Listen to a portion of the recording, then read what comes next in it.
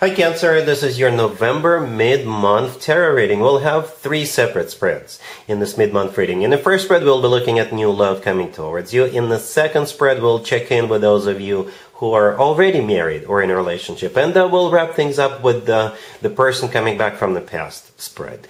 Please like, share, and subscribe to support this channel. This first spread is a new love this week. We have the High Priestess, clarified by the Hermit. We have Temperance, clarified by the Six of Wands. We have the Three of Wands. In the potential outcome, we have the Empress with the Hierophant and the Four of Wands. And we also have the Emperor on the bottom of the deck. You know, you could be dealing with pretty much any zodiac sign. But we do have Virgo, Sagittarius, Water. We do have Libra, Taurus, Aries. Alright, so yeah, any zodiac sign. But most importantly, some of you may already noticed, is that we have both the Emperor and the Empress in the same spread. Granted, the Emperor is on the bottom of the deck, the Empress is the first card in the potential outcome, but it still works for me. Okay, that still qualifies. So yeah, the Emperor and the Empress are divine counterpartners. The Emperor and the Empress are husband and wife. The Emperor and the Empress are above all kings and queens. Right? Both of them are major arcana cards. We do have 6 major arcana cards on the table. Out of 9 cards, 6 of them are major arcana cards. So this was destined to happen. You have found your person. Right? The search is over, Cancer.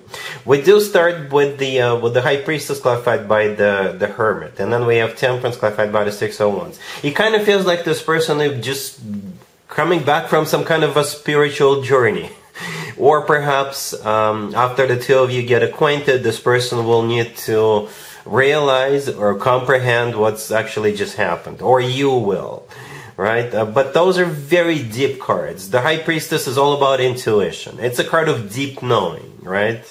It's also... It's a really good card to have, especially with all the other cards surrounding it in the same spread, right? The Hermit, clarifying the High Priestess, could be a Virgo you're dealing with, but the Hermit is a card of somebody who, you know, goes within, doing some soul searching, goes through some kind of a thought process, but perhaps this person is like a reborn something or someone. Perhaps this person just came back from a monastery, or like I said, this person is graduating in terms of they're finishing their spiritual journey, right? And now the two of you can be together. Perhaps this was like a prerequisite from the universe, and the universe definitely believes that the two of you should be together moving forward, right? Then the Temperance, clarified by the Six of Wands. Temperance could be a card of a Sagittarius.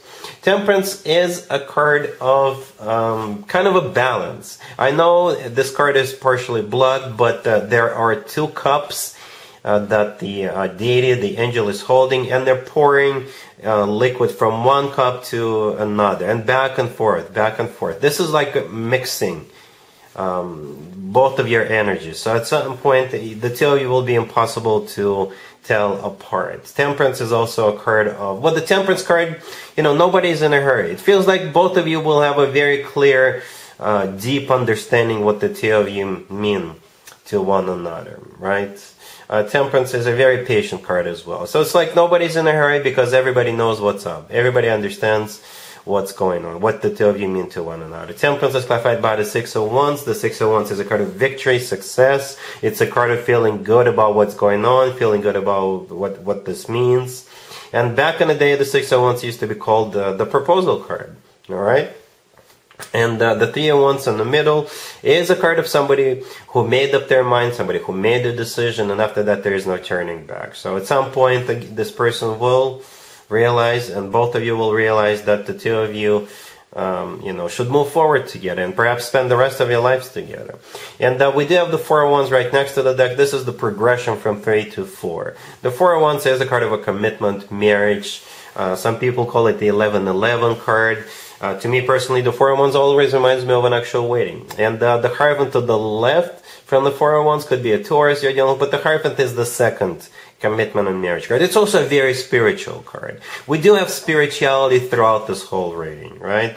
The High Priestess, the Hermit, the Emperor and the Empress together, the Hierophant are here. So I guess it's just a matter of... it's not a matter of if, but when the two of you will get married. And it feels very calm. Feels very calm. It's like this deep knowing that the two of you have finally found one another. Perhaps both of your spiritual journeys or both of your journeys are complete now. Now the two of you can be together. I hope this makes sense. Both of you will just know. You'll just know that this person is home. Both of you will just know that the two of you belong together. Alright? Really happy for you, Cancer. Congratulations. Cancer, if you are already me, alright? Or if you're in a relationship, the spread is for you. We have the Five of Wands clarified by the Five of Cups. We have the Ace of Cups. We have the Fool. And we have the Moon on the bottom of the deck. This feels like a renewal or some kind of a rejuvenation of your connection. Especially if the two of you have been fighting a little bit recently, and you're going to be letting go of whatever it is you were fighting over. You were if you had some kind of a conflict of interest, you're letting it go, right? So the Five of Wands, the first card I came out, is clarified by the Five of Cups. Two fives, right? One clarifying another. The Five of Wands is a card of a conflict. It's a card of a fighting. It could be like an internal struggle, right? The Five of Cups, clarifying it. It has something to do with the past. Right? Because the Five of Cups has always to do with the past. It's a card of grief, regret, or perhaps unable to let go of the past. But here comes the rest of the spread, right? By the way, the Moon on the bottom of the deck is a card of fear. It's a card of, one of the most emotional cards in the deck. Perhaps the two of you are on the brink of starting something new between the two of you, but there is like this uncertainty, unclarity, fear of this, whatever it is, right? Or perhaps you doubt that if this is on the newer side of things, perhaps you doubt that this person, or you fear this person, they're not serious about you, they don't love you. They do. The Ace of Cups, the next card over, is all about love. And the thing about the Ace of Cups, it always feels fresh. So that's why I said in the beginning that it feels like a rejuvenation or renewal. Right? Perhaps the two of you will finally let go of the fear, you will let go of the conflict or whatever it is you've been fighting over, and balance and love will be restored. Right? The Fool right next to the deck. If you're on the brink of starting something new, there it is. The Fool could be a card of a new beginning. Right? And the Fool could also be a card of letting go of what happened in the past. Whereas in the Five of Cups, people usually struggle to let go of something in the past. With the Fool card, people finally do let go of the past. Alright? Cool. Let's see if anybody comes back from the past for you, Cancer, in the second half of November. Keep in mind, it doesn't have to be the most recent X. We have the Wheel of Fortune, the Ace of Swords, clarified by the King of Pentacles. We have the Two of Cups, and we have the Star on the bottom of the deck. You could be dealing with an Earth sign, Taurus, Virgo, Capricorn. We also have Aquarius, maybe Sagittarius. So you got this King of Pentacles wanting to come back. And some kind of a truth could be told when they do come back, right? The truth could be that they miss you. The truth could be that they regret leaving you, or they regret breaking up with you, right? The Ace of Swords that the King of Pentacles is clarifying is that truth. With the Ace of Swords, people usually don't fool around, don't play around. And with the Ace of Swords, people usually are straightforward and very upfront. Right? The Wheel of Fortune to the left, the first card that came out, this is them wanting to restart a cycle between the two of you, right? And it's a major arcana card. It's a very positive major arcana card. The Wheel of Fortune is always good news in my spreads, by the way. We also have the Star on the bottom of the deck. Could be an Aquarius, but the Star is a card of healing. It's also a card of a wish come true.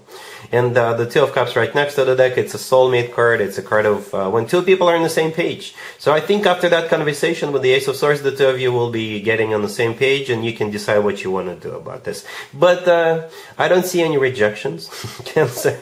I don't. So for most of you, I think you will give it another shot. For most of you, you will. Alright, so yeah, that's what I have for you, Cancer, for this reading, for this time period. If this video resonates with you, please like it. Please also share and subscribe. And other than that, Cancer, have an amazing the rest of November.